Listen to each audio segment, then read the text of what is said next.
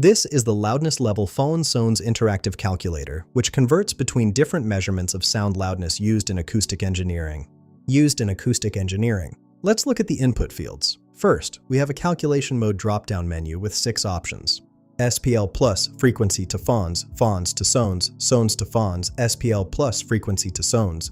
Compare two son values and phones plus frequency to SPL.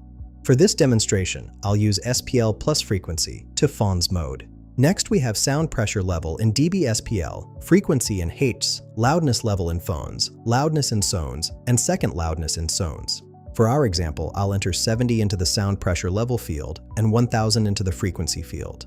After clicking Calculate, the calculator determines the equivalent loudness level in phones based on equal loudness contours. This conversion accounts for how human hearing sensitivity varies with frequency.